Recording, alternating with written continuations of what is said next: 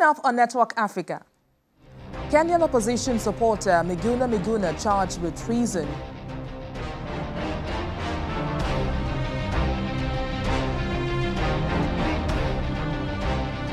The South Africa Parliament postpones State of the Nation address as pressure mounts on President Zuma to quit.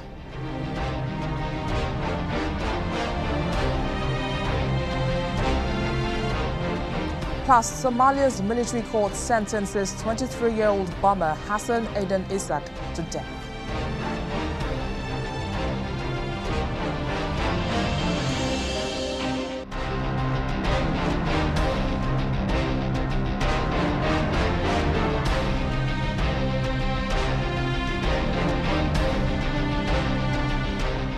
Thanks for staying with us. This is Network Africa on Channels Television. I am Bisi Adebayo. We begin in Kenya, where the opposition supporter Miguna has been charged with treason over his involvement in the controversial inauguration of opposition leader Raila Odinga.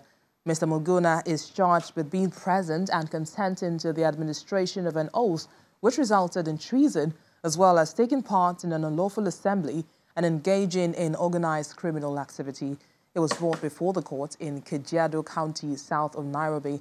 A few days ago, Mr. Miguna was arrested in a dawn raid on his home after he ordered police officers to come and arrest him.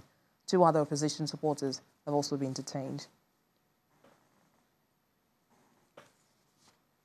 Now, supporters of Zimbabwe's main opposition leader, Morgan Tsvangirai, have been told to brace up for the worst as the 65-year-old is critically ill in a South African hospital. The leader of the Movement for Democratic Change has been in and out of hospital since June, receiving treatment for colon cancer.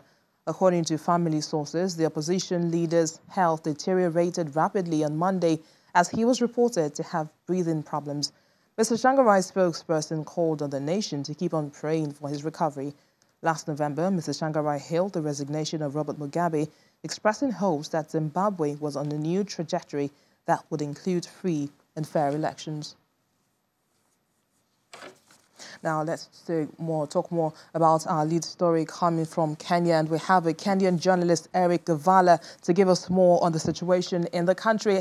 Eric, what more can you tell us about Miguna's treason charge? Thank you. Mr. Miguna was arraigned in a court about 100 kilometers or so from the capital city this morning.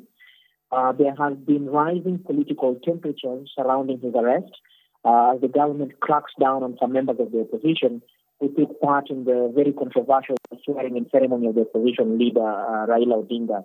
So Miguna has been charged with treason, but he declined.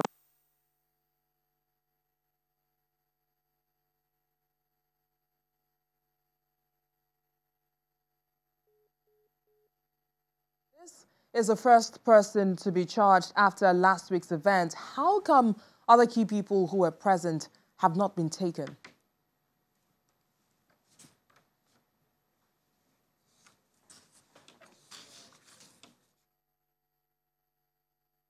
We'll get back to the conversation with Eric, but for now, a military court in Somalia has sentenced a man to death for his involvement in the country's deadliest ever bombing last October. 23-year-old Hassan Aden Isaac was accused of being a member of Al-Shabaab, specifically in charge of a unit that carried out bomb attacks. Another suspect, who is believed to be on the run, was sentenced in absentia to life in prison, while the third man was also found guilty and will serve 3 years. At least 500 people died when a truck bomb exploded in the capital, Mogadishu. Although no group claimed to have carried out the attack, the government believes Al-Shabaab jihadi militants were behind it. Now, heads of state from Burkina Faso, Chad, Mauritania, Mali and Niger are meeting at this year's G5 Sahel Summit in Niamey, Niger's capital. While the operation of their joint regional counter-terrorism force will be top of the agenda, they'll also discuss other issues, including regional development and the rotational presidency of the grouping, which is currently held by Niger. The G5 Sahel force carried out its first operation last October and its second last month. It's expected to collaborate with French and UN forces in the region to try and bring stability in the wake of instability from jihadi militants in the Sahel. And let's go to South Africa, where in Johannesburg, President Jacob Zuma's State of the Nation speech in Parliament has been postponed as pressure grows on him to resign. Parliament Speaker Balika Mbete made the announcement without giving a new date for the address that has been scheduled for Thursday. 75-year-old Zuma, whose presidency has been marred by graft scandals and economic decline, has been in a weakened position since he was replaced as leader of the ANC party by Deputy President Cyril Ramaphosa in December. The ANC had earlier called a special meeting of its decision-making National Executive Committee for Wednesday, at which analysts believe some members of the party could call for Zuma to resign.